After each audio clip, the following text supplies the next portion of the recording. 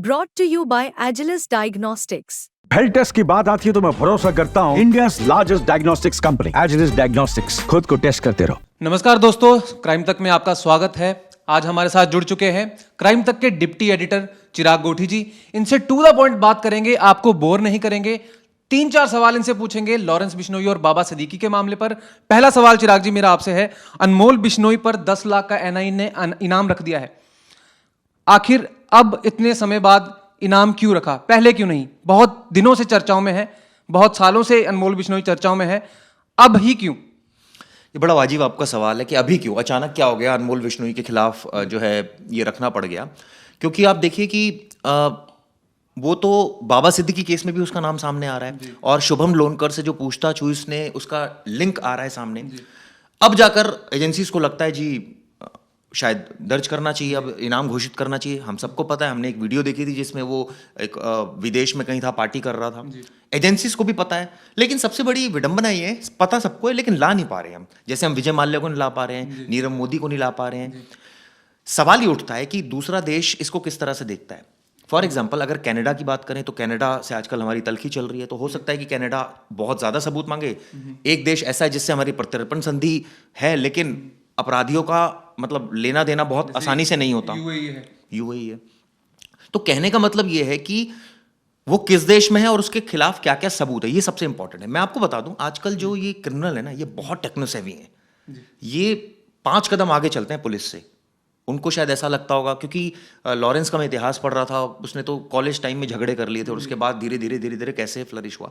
तो सबूत के नाम पर कई बार एजेंसीज प्रिज्यूम करती है कि इन्होंने कराया होगा जी, या ए ने बी को बोला, बी ने सी को बोला, सी के बाद पता ही नहीं जी। तो अभी तक पकड़ा ही नहीं जाता। अभी तक अनमोल बिश्नोई का कितने उसके खिलाफ सबूत इस केस में अभी तक पाए गए हैं और लॉरेंस बिश्नोई का इस पूरे किस्से में कितना हाथ है? क्योंकि पहले तो अनमोल बिश्नोई से पहले लॉरेंस को ही डायरेक्टली इन्वॉल्व किया जा रहा था और अब नाम आ रहा है अनमोल बिश्नोई का। तो आप बताइए अनमोल बिश्नोई का कितनी इन्वॉल्वमेंट है इस केस में? एक आरोपी है शुभम लोनकर, वो पकड़ा नहीं गया है जी। ऐसा प्रिज्यूम किया जा रहा है, जो लोगों ने भी बताया आसपास कि वो बात करता था अनमोल बिश्नोई से और उसकी स्नैपचैट आसपास के लोगों को दिखाता था। लेकिन भैया जब वो पकड़ा जाएगा तब क्लियर होगा। अभी तो कौन बता रहे हैं? उसके शूटर्स जो पकड़े गए हैं। 5 शूटर एक जगह से पकड़े गए हैं, इसके अलावा टोटल 11 लोग पकड़े गए हैं। 2 लोगों ने तो गोलियां चलाई, एक भाग गया शिवा नाम का। ये भी पता चला एक तरफ जीशान अख्तर था जिसने प्लानिंग करी, एक तरफ शुभम लोनकर था। लेकिन सवाल ये उठता है ये कैसे अनमोल से जुड़े में? एजेंसीज को एक एक बात प्रूव करनी पड़ेगी आशीष, ऐसे बोलने से नहीं हो जाएगा। अदालत एक एक चीज मांगती है। अदालत कहती है जी अच्छा आपने ये बोला, बताइए प्रूफ दीजिए। आप कह रहे हैं ये एसोसिएशन अनमोल बिश्नोई का, बताइए जी ये चैट करता था। तो क्या हो गया चैट करता था? तो चैट तो बहुत लोग करते हैं। अब ये बताइए कि इसके खिलाफ इतने मुकदमे हैं तो प्रूफ कीजिए ना आप। अदालत तो भैया प्रूफ से चलती है, अदालत आपकी बयानबाजी से नहीं चलती, पहली बात। दूसरी बात, इस केस में अभी तक शुभम लोनकर अरेस्ट ही नहीं है, तो कुछ पता ही नहीं अभी तो अभी ये क्लियर हो गया इस केस में एज ऑफ नाउ। जो इन्वेस्टिगेशन कहती है जी लॉरेंस का हाथ नहीं है। क्यों? वो तो साबरमती जेल में है, वो कैसे कर लेगा? क्योंकि देखिए सबूत के नाम पर आपको फोन करेंगे, आप किसी को मेल भेजेंगे, और आजकल आशीष सबको पता है व्हाट्सएप कॉल है, टेलीग्राम कॉल है, स्नैपचैट है, फेस पता नहीं कोई ऐप है जो फेस टाइम ऐप जिससे कॉल होती है। पकड़ी जा सकती है क्या ये? मुझे आप बताइए। क्या एजेंसीज हमारी इतनी तेज हैं कि वो पकड़ के एक एक चीज बता दे कि हाँ जी इस टाइम पर ये बात की, ये बात और ये बात हुई? क्या आपको लगता है वो अपराधी बेवकूफ है या वो ऐसे बात करता होगा? जिन लोगों को नहीं पता आप उनको ये चीज बताइए कि अभी अनमोल बिश्नोई किस देश में है, या क्या सोर्सेज कहते हैं कि अभी वो कहां पर है? क्या उसके आने की एनआईए द्वारा या हमारी एजेंसीज के द्वारा कोई संभावना है भी, या सिर्फ हवाई बातें हो रही हैं? अबू सलेम तो हम लेकर आए थे जी, लेकिन दाऊद को आज तक नहीं ला पाए। नहीं ला रहा है। बहुत सारे ऐसे अपराधी, नीरव मोदी आज तक नहीं आ पाया, विजय माल्या भी है, विजय माल्या नहीं आ पाए। तो मैं तो उम्मीद करता हूं ले आए, अच्छी बात है, ले आए पकड़कर। किस देश में है तो एजेंसी बताए ना किस देश में है। क्या वो कनाडा में है, क्या वो यूएस में है, क्या वो यूएई में, कहां है वो बताएं तो सही। उसका वीडियो हम जरूर देखते हैं। एक वीडियो आप सोशल मीडिया पर देख लीजिएगा, वो एक पार्टी में डांस कर रहा है। वीडियो आ जाते हैं, फोटोज आ जाती है, एजेंसीज को पता होता है यहां पर है, लेकिन ला नहीं पाते हम। ठीक है, तो हम बड़ी विचित्र बात है। तो हम अब अपने दूसरे सवाल पे आते हैं। कनाडा से एक बड़ी खबर आ रही है। कनाडा ने गोल्डी बराड़ को आतंकियों की लिस्ट से बाहर कर दिया है। ये इंडिया और कनाडा के बीच में जो टसल चल रही है, खालिस्तानियों के बीच में जो ला रहे हैं पूरे सीन को, और ट्रूडो गवर्नमेंट, अगले साल इलेक्शन होंगे, ट्रूडो गवर्नमेंट अपने वोटर्स को अपने करीब लाने के लिए, जो उनके सिख वोटर्स हैं, जो प्रो खालिस्तानी वोटर्स हैं, उनको करीब लाने के लिए आए दिन इंडिया के हितों के खिलाफ जो चीजें हैं वो भी करने से नहीं हिचकिचाती। तो मेरा सवाल है कि अभी कनाडा ने इस सारे उसके बीच में, टसल के बीच में, गोल्डी बराड़ को आतंकियों की लिस्ट से बाहर क्यों कर दिया?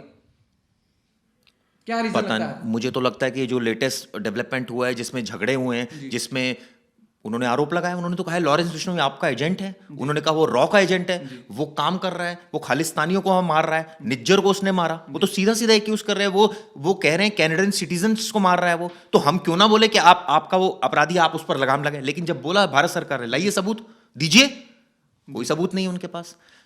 अब मुझे लगता है इसी सेंस में, क्योंकि भारत शुरू से कह रहा है, एनआईए की चार्जशीट कहती है 40 मुकदमे गोल्डी बरार पर, जो एनआईए की चार्जशीट कहती है। ये अलग बात है कि प्रूफ कितने हैं, हमारे पास प्रूफ कितने हैं, मुकदमे तो हैं। और ऐसा नहीं है कि लॉरेंस बिश्नोई और ये गोल्डी बरार कोई दूध के धुले हैं। शुरुआत में तो बहुत सारे इन्होंने मर्डर किए, उसमें बहुत सारे एविडेंसेस आए, लेकिन देखिए वो एक अलग केसेस थे। वो थे आपने स्टूडेंट टाइम में मर्डर कर दिया, 2 किए, 4 किए, फिर आपने ग्रुप फॉर्म किया। लेकिन आप किसी को अगर टेररिस्ट कह रहे हैं, आप कह रहे हैं कि वो तो देश के खिलाफ काम कर रहा है, तो आपको सबूत देने पड़ेंगे। अगर वो कह रहे हैं आप उसका ड्रग केस में इन्वॉल्वमेंट है, सबूत दीजिए। आप कह रहे हैं कि उसका वो प्रो खालिस्तानियों से मिल गया है, ये भी एनआईए बोलती है मिल गया है, और उसके इतर वो कनाडा सरकार कहती है तो मार रहा है, उल्टी बयानबाजी कर रही है। तो मुझे लगता है कि इस चीज़ में जो लेटेस्ट डेवलपमेंट ये हुआ है, गोल्डी बरार का नाम हटाया गया, ये हमारे जो राजदूत थे वहाँ, उन्होंने इस बात को कन्फर्म किया है। सवाल ये उठता है कि भाई अभी क्यों, जैसे आपने कहा इलेक्शन, वहाँ वोटर्स, बहुत बड़ी सिख कम्युनिटी है वहाँ, वोटर्स हैं उनके, तो क्या उनको लुभाने का प्रयास है? जो भी है, मुझे लगता है कि जो देश आतंकवाद को पाल रहा है, हम पाकिस्तान का हमेशा से विरोध करते हैं, क्योंकि वो हम कहते हैं उसकी सॉइल से आतंकवाद जन्मा है, वहाँ आतंकवादी गतिविधियाँ होती है, वहाँ से हमारे यहाँ टेररिस्ट अटैक होते हैं, तो हम ऐसे देश को सपोर्ट नहीं करना चाहिए, जो मुझे लगता है। गोल्डी बराड़ को जो उन्होंने अपने टेररिस्ट की लिस्ट निकाला है, तो आप ये कहेंगे कि जैसे बहुत बार ये कहा जाता है कनाडा की तरफ से कि भारत सरकार इनको प्रोटेक्ट कर रही है, भारत सरकार एज ए प्रॉक्सी यूज कर रही है, तो जब उन्होंने इसको टेररिस्ट अपनी लिस्ट से हटा दिया, तो ये कनाडा भी तो वही कर रहा है, वो अलग कैसे है? बिल्कुल कहा जा सकता है ये बात भी कि भाई कनाडा भी वही कर रहा है जो भारत सरकार पर आरोप लगा रहा है वो। तो आप ये कह सकते हैं कि अब लॉरेंस बिश्नोई, तो क्या इससे ये माना जाए कि अब गोल्डी बरार कनाडा में है?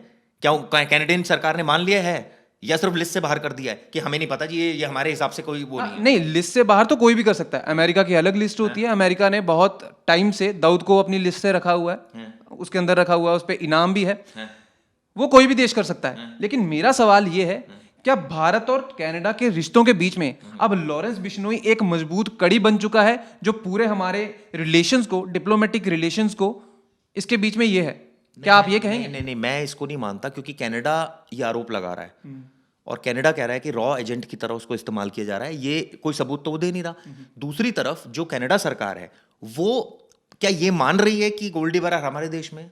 साफ करे, आपने लिस्ट से बाहर क्यों किया? आपने लिस्ट में क्यों डाला, पहले आप ये बताइए, क्यों डाला था? और आज आपने लिस्ट से बाहर किया तो क्यों बाहर किया? क्या आपको लगता है कि वो कोई स्वामी है, संत है? साफ साफ मैं पूछना चाहता हूं, क्या लगता है आपको? क्लियर कीजिए, आपका जो स्टैंड है वो क्लियर कीजिए। एज पर एनआईए चार्जशीट उसके खिलाफ मामले हैं, 40 मामले हैं, और ये तो बहुत क्लियर कट है। शुरुआत में इन दोनों ने मिलकर गैंग बनाया, दोनों ने कई लोगों को मारा, इसमें कई सारे मुकदमे दर्ज है पंजाब में। अब फहरिस्त है, पंजाब सरकार से पूछिए, पंजाब पुलिस से पूछिए कितने मुकदमे हैं। तो ऐसे तो कोई हवा में मुकदमे दर्ज नहीं होते चले गए, कुछ ना कुछ इन्वॉल्वमेंट तो रहा होगा। लेकिन अब यही बात है कि ये छोटे छोटे ग्रुप में डी कंपनी बना दी, और इसके बाद ये आतंकवाद फैला रहे हैं, और ये ड्रग्स से पैसा कमा रहे हैं, उससे जो है ये पूरा अपना रैकेट ऑपरेट कर रहे हैं। लेकिन प्रॉब्लम ये है आशीष कि जब तक सबूत नहीं मिलेगा ना, ये बातें हमें पता होता है कि ऐसा हो रहा है। मैं मान भी सकता हूँ कि एनआईए एक पॉइंट पर ये मान भी लीजिए शायद सच है, लेकिन एट द एंड कोर्ट नहीं मानेगा इस चीज़ को। कोर्ट कहेगा ठीक है जी, बताइए, सबूत दीजिए, सबूत आप देंगे तो मैं मानूंगा। आप सबूत नहीं देंगे तो हमने यहाँ देखा है बहुत बड़े बड़े आतंकवादी भी यहाँ से बरी हुए, और कई ऐसे आतंकवादी हैं जिनके खिलाफ संगीन सबूत थे, उनको सजा मिली है। क्योंकि मैं लोगों को बता दूं कि निज्जर की हत्या से पहले भी बहुत सारे लोगों को पता भी होगा कि निज्जर नो फ्लाई जोन में था। वो कनाडा में किसी भी फ्लाइट में नहीं जा सकता था, यूरोप में किसी भी फ्लाइट पे नहीं चढ़ सकता था। अगर वो इतना ही अच्छा था, हालांकि मैं मानता हूं वो कैनेडियन सिटीजन था, लेकिन अगर वो इतना ही ईमानदार, इतना ही अच्छा सिटीजन था, तो उसको नो फ्लाई जोन में क्यों डाला हुआ था कनाडा ने? तीसरा सवाल मेरा ये है, बाबा सिद्दीकी केस में अनमोल का हाथ सामने आ रहा है, लॉरेंस का तो नाम ही नहीं है जांच में। हाँ बिल्कुल, क्योंकि अभी तक की जो जांच आप देखिए बाबा सिद्दीकी केस में चल रही है। क्यों हम लॉरेंस पे डिस्कस कर रहे हैं, अनमोल पे डिस्कस कर रहे हैं, गोल्डी बरार पे डिस्कस कर रहे हैं? क्योंकि इससे पहले सिद्धू मूसेवाला कांड हुआ जिनमें उनका नाम सामने आया, सबूत के नाम पर शूटर्स, सबूत के नाम पर फैसिलिटेटर, उससे आगे चेन ब्रेक, पता ही नहीं जी। हाँ इन्होंने किया होगा, मैं मानता हूं कि आपकी एजेंसीज या आप गलत नहीं कह रहे। देखिए मैं कहना चाह रहा हूं इन्होंने किया होगा नहीं होता कुछ भी, किया है, सबूत दीजिए किया है, प्रोसिक्यूट कीजिए, उनको सजा दीजिए, जल्दी से जल्दी दीजिए, ताकि एक नजीर बने दूसरे क्रिमिनल्स के लिए कि भाई ये ऐसे नहीं चलेगा। ये क्या सिस्टम बना रखा है इन लोगों ने। आप सोचिए 80 मुकदमे, वो जेल में बैठा है, उसको जेल में बिठाया हुआ है, वो वहां से क्राइम को अंजाम दे रहा है। ये क्या मजाक हो रहा है, क्या मजाक हो रहा है? इसको आप क्या किसी भी केस में, आतंकवादी केस में जल्द से जल्द फैसला नहीं हो सकता, फास्ट ट्रैक अदालत में नहीं चल सकता, सजा नहीं मिल सकती, जो भी सबसे सख्त सजा है वो नहीं मिलेगी, मिलनी चाहिए अगर ऐसा किया है तो।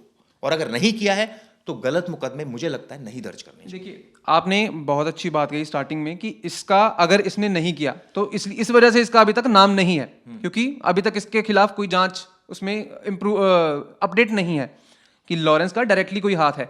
इसमें लॉरेंस का डायरेक्टली हाथ इसलिए भी माना जाता है, बहुत सारे लोगों से जब बात की हमने, कि इसको एक कड़ी से देखते हैं लोग। सबसे पहले पंजाबी सिंगरों पर हमला, जो कि सलमान खान के साथ जिन्होंने काम किया था, गिप्पी गरेवाल भी थे उसमें और एपी ढिल्लों, जिनका ओल्ड मनी एक गाना आया था जिसमें सलमान खान ने एक्ट भी किया था, और उसके थोड़े ही दिनों के बाद उनके घर में गोलियां चला दी गई थी। उसके बाद गिप्पी गरेवाल ने उसको दोस्त बोला, वो उन्होंने बोला कि मेरे भाई जैसे हैं सलमान, तो उसके बाद उनके घर पे भी गोलियां चलाई गई। इसके बाद सोचा जाता है या लोगों के द्वारा कहा जाता है कि बाबा सिद्दीकी भी उनके काफी क्लोज थे, इसी वजह से बाबा सिद्दीकी पर भी हमला हुआ। हालांकि उनके पहले तो काफी तो सलमान खान के बहुत लोग क्लोज हैं, सब पर हमला होगा। आज तक तो इससे पहले कभी नहीं हुआ हमला, अभी अचानक आपने रिसेंट में क्यों हमले देखे? आप मुझे बताइए, इसका सवाल का जवाब दीजिए। इससे पहले भी सलमान खान को तो थ्रेट बहुत पहले से है। सलमान खान को तो मुझे याद है लॉरेंस बिश्नोई ने ओपन इंटरव्यू में थ्रेट दी थी, ये कहा था जब मीडिया ने उनसे सवाल किया था। और वो तो बिश्नोई समाज से जुड़ा मामला है, जिसमें उनको साफ साफ कहना था कि काले हिरण का शिकार किया है, और वो हम उनको काले हिरण को पूछते हैं, तो ऐसे में उसने अपराध किया, उसको आके क्षमा मांगनी चाहिए, वो क्षमा भी नहीं मांगता है। तो कहने का मतलब ये है, ये एक अलग टसल है। लेकिन इस बीच जो ये वाली सारी बातें हैं जो आप कर रहे हैं, ये एक अलग डिफरेंट पॉइंट ऑफ व्यू पर है। तो मेरे कहने का मतलब ये है, देखिए सबूत अगर है, जैसे मैंने शुरुआत में कहा, तो सजा मिलनी चाहिए। लेकिन प्रॉब्लम ये है आशीष की, सबूत इकट्ठा करने की जुगत में ये लोग इतने टेक्नो सेवी हैं, ऐसा भी हो सकता है कि सबूत छोड़ते ही नहीं है। आप जाइए ऐसे केस में एनआईए क्या करेगी फिर? अगर कोई सबूत छोड़ ही नहीं रहा तो इसका मतलब वो अपने कामों को इतने अच्छे से अंजाम दे रहा है कि उसके पीछे का सबूत है ही नहीं। तो इस केस में जैसे आरुषि तलवार वाला केस हुआ था, तो हमें पता ही नहीं चला कि असल में हुआ क्या था, आज तक नहीं पता चला। तो इस केस में एनआईए के पास या सरकार के पास क्या ऑप्शंस हैं, आप ये बताइए मुझे, लोगों को बताइए। देखिए इसमें ये होता है कि आप पहले तो, अगर आपको पक्का पता है किसी देश में वो है, तो आप सबूत दीजिए, और आपके ऐसे टर्म्स होनी चाहिए उस सरकार से, उस देश की, कि वहां से आरोपी को लाया जा सके। यहाँ ट्रायल चलाइए। यहाँ भी जो भी वो टेक्नोलॉजी का देखिए इस्तेमाल कर रहा है, मैं बहुत क्लियर कट कहना चाहता हूँ, हम लोग बहुत सारे लोग व्हाट्सएप पर बात करते हैं, टेलीग्राम पर बात करते हैं, बहुत सारे पुलिस अफसर टेलीग्राम पर बात करते हैं, उनके जो ऑडियो कॉल्स हैं। इसके अलावा फेस टाइम एक ऐप है जिस पे लोग बात करते हैं, कितनी सारी ऐप्स आ गई हैं उन पे लोग अब तो लोग गेम्स में भी जो चैट बोट होते हैं उसके साथ भी बात करके दूसरे के साथ कम्युनिकेट कर। क्या ये चीजें पकड़ी जा सकती हैं? नहीं। तो फिर ऐसी चीजें क्यों यहाँ पर? सिक्योरिटी कंसर्न, ये तो सिक्योरिटी थ्रेट है एक तरह से कहा जाए। अगर जो चीज पकड़ी ही नहीं जा सकती, जिसका कोई रिकॉर्ड ही नहीं है, एनक्रिप्टेड जो कहते हैं, व्हाट्सएप कहता है, ये तो बहुत एक तरह से सिक्योरिटी को थ्रेट है। इसका मतलब ये नहीं है कि लोग आप बातें कर सकते हैं, आप देखिए आपकी कोई ऐसे, लेकिन अगर कोई एंटी सोशल एलिमेंट इसका मिसयूज करना चाहे तो वो तो कर ही रहा है ना। ये सारी चीजें वो इस्तेमाल कर रहा है। इसलिए एक चेन के बाद अगर एक फैसिलिटेटर ये कहता है जी मुझे तो जी बी ने ऑर्डर दिया था, बी कौन? वो तो लॉरेंस नहीं है, वो तो कोई और है, लॉरेंस का गुर्गा है। कौन था बी? उसने अपनी पहचान कई बार गलत बताई होती है। और शूटर भी आप देखिए, ऐसे शूटर्स लेकर आते हैं जो फर्स्ट टाइमर है, जिनको पता ही नहीं है कुछ, उनको तो पैसे से मतलब है, उनको तो सिर्फ ये मतलब है तुझे कनाडा शिफ्ट कर देंगे, खत्म, उसको और कोई मतलब ही नहीं। कौन कहाँ, ये थोड़ी इंक्वायरी थोड़ी करेगा शूटर, वो तो अपना काम करेगा जाकर। तो अगर इस केस में सजा होती है किसी को भी, मान लो लॉरेंस को ही सजा हो गई या अनमोल बिश्नोई की को ही सजा होगी, तो लॉरेंस तो ऑलरेडी जेल में है, क्या कर लेंगे उसका, क्या होगा सजा का? सजा में दो तरीके की सजा होती है ना, एक तो उम्र कैद है, एक फांसी भी हो सकती है। अगर आतंकवाद का आरोप सिद्ध हो जाता है कि देश के खिलाफ एक आतंकवादी गतिविधि वो अंजाम दे रहा है, तो इसमें तो फांसी भी हो सकती है। 80 केस तो पहले भी पेंडिंग है ना, ये भी 81वां ये केस पेंडिंग हो जाएगा। नहीं, अभी तो देखिए पेंडिंग है, ये बात सच है आपकी, लेकिन सवाल ये है ना कि वही तो हम चाहते हैं कि ये केस पेंडेंसी में ना रहे, इसमें बहुत फास्ट ट्रैक ट्रायल चले। अगर सबूत है तो फटाफट सबूत अदालत की पटल पर आए, फटाफट उसमें न्याय हो, जो मिलना है न्याय, आइदर दिस वे और दैट वे। लिंगर ऑन नहीं होनी चाहिए चीजें। तो क्या सरकारें इसको जानबूझ के डिले कर रही हैं? नहीं, मैं इसको ऐसा नहीं मानता, सरकार बहुत ज्यादा सिंसियर है इस चीज को लेकर, ऐसा मैं नहीं मानता। लेकिन देखिए, ये बात भी सच है कि अपराधी बहुत टेक्नोसेवी हैं, ये बात भी सच है, वो 10 कदम आगे सोचते हैं, ये बात भी सच है कि सरकार, पुलिस जो है वो एक लेवल के बाद बंध जाती है, उसके हाथ कट जाते हैं, फिर सीधा गवर्नमेंट टू गवर्नमेंट बात होनी शुरू हो जाती है।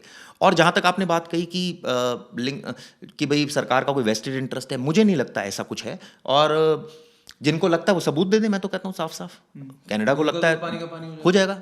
तीसरी बात, ये लोग एक तरह से सिस्टम से खेल रहे हैं, जब इनको सजा नहीं मिलेगी तो ये तो जिंदा है तो वो अपने खुराफात चलती रहती है उनकी जेल से भी, बाहर से भी। ऐसे अगर स्ट्रिक्ट एक्शन नहीं होगा आशीष, तो मुझे बताइए कैसे फिर काम चलेगा अगर कोई दोषी है। लेकिन हाँ, मैं इतना चाहता हूं कि ऐसा ना हो कि किसी के खिलाफ मुकदमे पे मुकदमे दर्ज करते जा रहे हैं, क्यों जी ये हो गया, हाँ यही है, ये इन्वॉल्वमेंट है, ऐसा थोड़ी होता है। ये हाँ इसी का ही होगा, इसी का ही होगा, ये क्या बात हुई? आप वेरीफाई कीजिए, चेक कीजिए, और अगर आपको लग रहा है इसी का ही है तो सबूत लाइए। और उसके बाद एक लिमिट के बाद आपके पास सबूत नहीं होते, आप कहते हैं ये तो टेक्नोसेवी है, इसने ऐसी, अब हमें नहीं मिल पा रही, चेन ही हमारी नहीं जोड़ पा रही। जब चेन ही नहीं जुड़ेगी, आप मुझे बताइए फिर कैसे स्टैब्लिश होगा कोर्ट में केस? आप मुझे बताइए इस चीज को।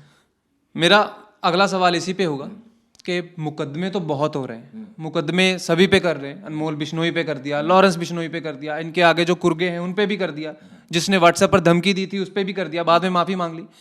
लेकिन सबूत कहां पर है? इसका एंड क्या है? इसका एंड गेम क्या है? मुकदमे बहुत सारे हो गए, 11 लोगों की गिरफ्तारियां हो गई। अगर एक मुकदमा होगा तो एक मुकदमे में एक टाइम तक आप उसको कस्टडी में रख सकते हैं जब तक प्रूव नहीं होता, और उसके बाद उसको बेल मिल जाती है। अब एजेंसीज का मुझे ऐसा लगता है शायद ये सोचना है कि 20-25 मुकदमे अगर हो जाएंगे तो हर किसी में कस्टडी मिल सकती है, शायद इसीलिए 10 सालों से लॉरेंस जेल में बंद है। लेकिन अब उसने जेल से अपना साम्राज्य शुरू कर दिया है, जो आरोप लगते हैं। तो ऐसे में मुझे लगता है कि अब एक ही ऑप्शन बचा है। तो ये प्रेशर टैक्टिक्स भी होते हैं पुलिस के कि हम इन पे जितने ज्यादा केस डालें उतना। क्या प्रेशर में आ रहे हैं वो? क्या वो प्रेशर में आपको आते हुए दिख रहे हैं? यही मेरा सवाल है आपसे, क्या उन पे प्रेशर आ रहा है? क्योंकि वो तो आए दिन हत्याओं को अंजाम दे रहे हैं। तो जब, और अगर नहीं दे रहे हैं तो फिर आप उनके ऊपर मुकदमे क्यों बना रहे हैं? अगर उनका रोल नहीं मिल रहा आपको, ठीक है, आपका काम है मुकदमे बनाना, और आपको लग रहा है, और as a human being, police वाले भी एज ए ह्यूमन बीइंग उनको लगता होगा इस केस में इन्वॉल्व है, कोई ना कोई सबूत आता होगा, लेकिन ऐसा सबूत नहीं है जो कि एडमिसिबल स्टेज पर हो, जो कि एडमिसिबल हो जाए कोर्ट में। आपको लगने से थोड़ी कुछ हो जाएगा यार, कि मुझे लगता है कि ये इन्वॉल्व है क्योंकि ये इससे एसोसिएटेड था तो इसी ने करवाया होगा। नो, आपको ये बताना ही पड़ेगा कि उसी ने ही करवाया है, और ये देखिए चैट, ये उसकी चैट में वो उससे ऐसी बात कर रहा है, तभी लोग, जो एजेंसीज हैं, उस पर लोगों का ट्रस्ट बनेगा, अदालतें आपकी बात को सिंसियरली सुनेंगी, और उसके बाद इसमें फास्ट ट्रैक अदालतों में केस जाए, जल्दी सुनवाई हो, जल्दी पनिशमेंट हो, ये सारी चीज़ें होनी चाहिए, तभी तो इसका आउटकम निकलेगा। लेकिन अगर यही स्थिति चलती रही तो एक और मुकदमा। लेकिन अब मुझे लगता है जैसे 2022 में चार्जशीट दाखिल हुई, 2023 शुरुआत में चार्जशीट दाखिल हुई, अब 2024 चल रहा है, करीब करीब 1-1.5 साल बीत गया, लेकिन अभी तक इसमें ट्रायल भी शुरू नहीं हुआ। मुझे लगता है जल्द से जल्द होना चाहिए, और जो इसमें अगर वो दोषी है तो उसको सख्त से सख्त सजा मिलनी चाहिए। तो देखिए दोस्तों, आपने इस वीडियो को देखा। इस वीडियो में हमने कई सवाल पूछे, चिराग जी ने उनका बहुत अच्छे से जवाब दिया। आपके क्या सवाल हैं कमेंट करके ज़रूर बताइए, और ये भी बताइए कि ये वीडियो आपको कैसा लगा। धन्यवाद।